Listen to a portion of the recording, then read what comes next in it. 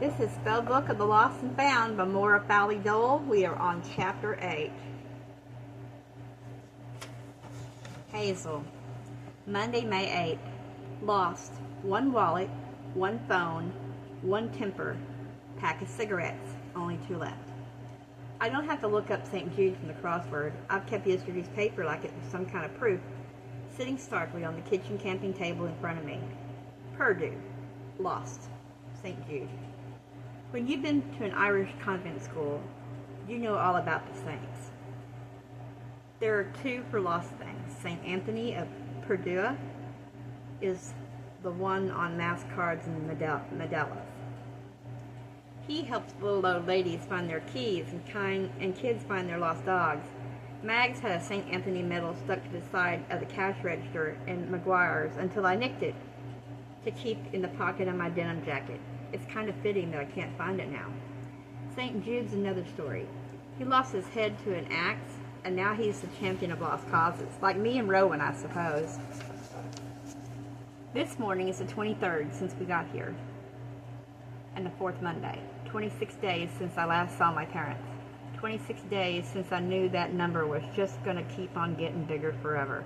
I still haven't gotten used to not having to go to school, even though I hated school the whole time I was there. Ivy's at the table, having finished with today's crossword. I didn't have to explain the same thing to her yesterday, even though she's homeschooled and knows more about constellations, plant reproduction, and the harmonica sequence than she does about the church. Rowan's in the empty front room plucking his guitar, because there's no furniture anywhere but the kitchen except for a mattress upstairs. The rest of the house has pretty great acoustics. We never spend too long anywhere but the kitchen, though, because it's the only room with any natural light. The windows of the rest of the house are all boarded up.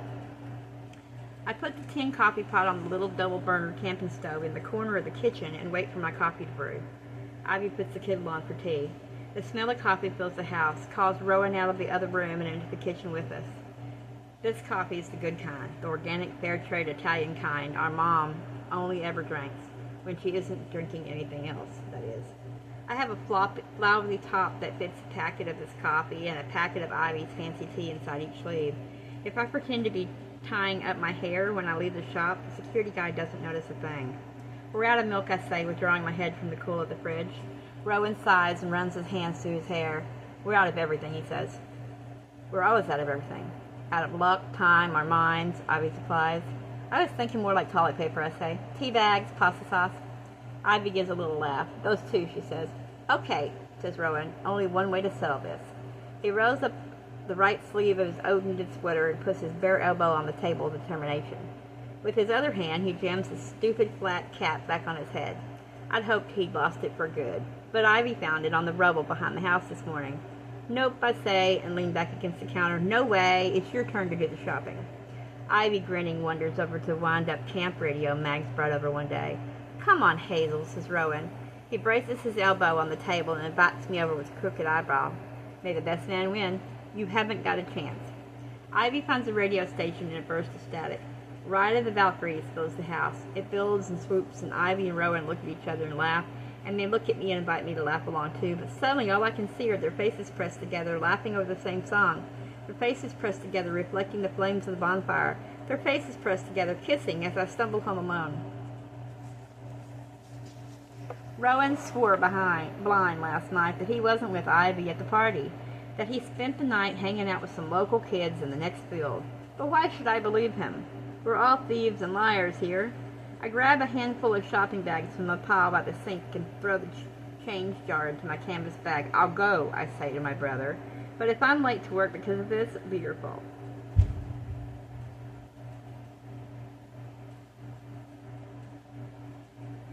Is that thunder or somebody trying to beat the top of my house to death? My head's a mess and moving pictures like a slideshow. Ivy and Rowan laughing, Rowan and Ivy dancing around a bonfire, Ivy and Rowan kissing with green icing on their tongues. I'm walking through a shop with a security guy's eye on me, slipping tea and cookies up the sleeves of my top when I'm out of his line of sight. More slideshow images. Granny, still and waxy in her coffin, weeks of Granddad slipping away, his vacant eyes the last time we saw him. My mom's face, jaw slack and eyes closed, passed out drunk on the couch. The old lady behind me in the checkout line digs a sharp finger into my back. "Move on up there," she says. "It's your turn at the register. We don't have all day here." "You can fuck right off, lady," I say to her loudly. She makes a shocked face and moves to the next register. I could head to work early, but my veins are live wires and I really need a drink. This is what thinking about my mom does to me. Ivy, who's no teetotaler herself, says me and Rowan drink too much. Well, she said it once, and she was pretty stoned at the time, which is kind of ironic if you ask me. But I heard between the words. I know what it looks like. It looks like I'm just turning into my mom, and I'm not going to think about it that. Except to say that there are a whole lot of ways someone can mess up another person. Even though she isn't here, she's still in my head. I'm not going to think about her. I take out her credit card and pay for the shopping I haven't stuffed into my clothes. When I get out of the shop, I look at the card again, the letters of her name raised against the plastic. Instead of going into work, I head for the tattoo place down the road. Later that afternoon, I walk into work with a new ink on my skin. In the pub kitchen, I hear raised voices. I stow my groceries in the little closet where we hang our bags, and I rub my thumb over my older tattoos, the ones on my forearms. The new one stings too much to touch. In films, girls' wrists are so little that men's hands can circle them, thumb to middle finger, all the way around. My wrists aren't little. Big boned, my granny always said.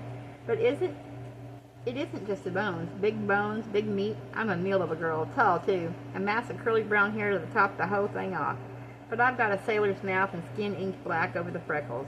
And I know I've got legs that go on for days. A meal of a girl, and you wouldn't go hungry. The tattoo artist was smug, the kind who sees a teenage girl and takes her money even though it's illegal to tattoo anyone under 18.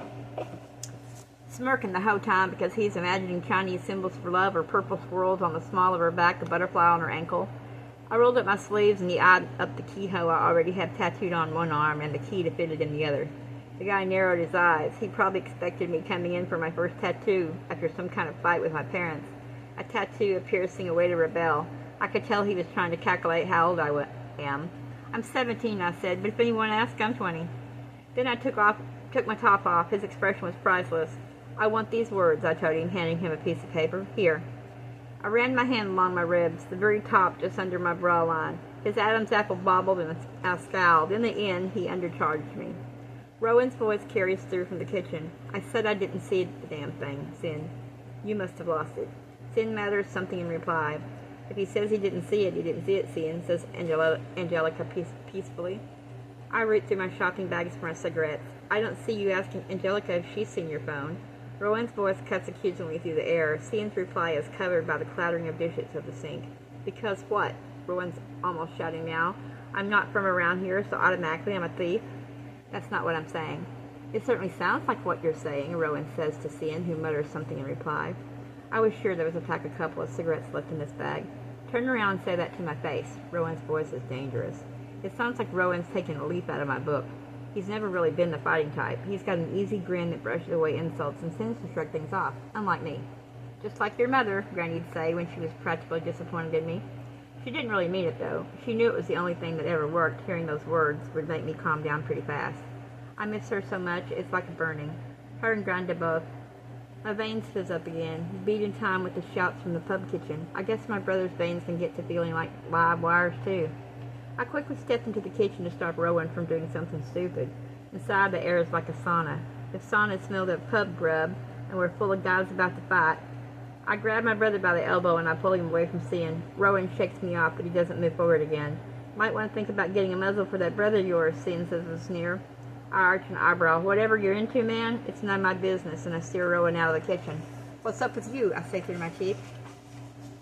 "He's an asshole," Rowan starts to say, but cuts himself off when Mag suddenly appears, heading outside for like her 12th smoke break of the day. "We need a new thing of Coke," she says as she goes outside. "They're in the basement, and make sure that you can carry it down yesterday. Whatever you carried down yesterday is out of sight.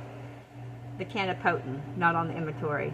The kind of thing no one will notice if someone sees it goes missing." I step into the storeroom and dig through a couple of boxes while Rowan continues muttering darkly about Sin by the door. "Here," I say, and I thrust an empty lemonade bottle up at him, the kind with cork that swings into place over the lip. "Mags has a fresh can of potent behind last week's Guinness kegs. I don't think she'll miss a few drops." Rowan gives me a weird look. "Potent?" he says. "It's like 90% alcohol," I tell him. "It probably tastes like shit, but I've heard it gives you visions. I think we should try it." His eyes are still narrowed. What? I say. He shrugs. I've heard it rots your teeth and makes you go blind. Yeah, well, I hand him the bottle. That's a risk I'm willing to take. By the end of the night, Rowan and Cian have almost come to blows 5 times, and Mags is starting to get bristly. I wait for Cian to leave before rounding on my brother. Take it easy, okay? I tell him. Can you at least try to keep out of trouble? He doesn't remind me that I'm usually the one causing it. We want to stay here as long as we can. Rowan gives me a look. I know, he says. Seriously, if the police find out we're... I know, Hazel. And if you want to keep up this whatever it is with Ivy, then we can't be starting fights. I said, I know. Jesus. He clatters down the hall, thumping the door jamb on the way out. He didn't say there wasn't a thing with Ivy. He didn't say there was, either. When we messaged her to tell her we'd be coming to town, we made a pact together, him and me. If we got here and we were both still in love with her, neither of us could make a move. If something happened between them at the party, he'd broken his pact. He'd lost my trust. After my shift, I searched through my bags for my cigarettes, groceries, wallet, sketchbook, phone, box of charcoal pencils, half a chocolate bar, no cigarettes. Maybe Sin's right. Maybe there is a thief about, or maybe I just dropped them on the way across town. I bum a cigarette off Mags, and I sit on the back doorstep facing the parking lot to smoke it. My phone rings, vibrating shrilly in my back pocket against the concrete I'm sitting on. It's Ivy. Did Mags say anything to you about today's crossword? She asks the second I answer. Huh? No, nothing. Why? Is the generator going to break down again? I say it lightly, but really I'm worried the second she says it. Worried the clues Mags points out, the one she somehow knows can predict our immediate future, have finally said police or Hazel or monster. I finally have told Ivy what I've done. No, Ivy says, her voice kind of worried. I was just hoping you could clarify something for me. Like Mags ever clarifies anything, Mags refuses to even acknowledge that she sends the fortune-telling clues. What's it say? I can hear paper rustle. Someone's coming, Ivy says. The clues were expect and guess. My heart starts to hammer in my throat. You think it means the police? They wouldn't be guessed, though, she says uncertainly. Would they? Something rises in me, something scared and twisted and hopeful. Ivy, I say, have you had any news of my parents? Oh, no, but it might be them. I mean, who else could it be? I don't know. Your mom, maybe? Did you tell her where we were staying? Oh, no, Ivy says. It's best if she doesn't know. You're probably right. Even Ivy's mom might draw the line at us staying in a boarded-up house on an abandoned development. So it might be them, Ivy says again. That wouldn't be such a bad thing, would it? It wouldn't, but I don't know that to say to Ivy. I take a deep drag of my cigarette. Ivy, you know my parents, I say, and I'm surprised my voice is steady. And I thought you were sure the crossword said we'd lost them.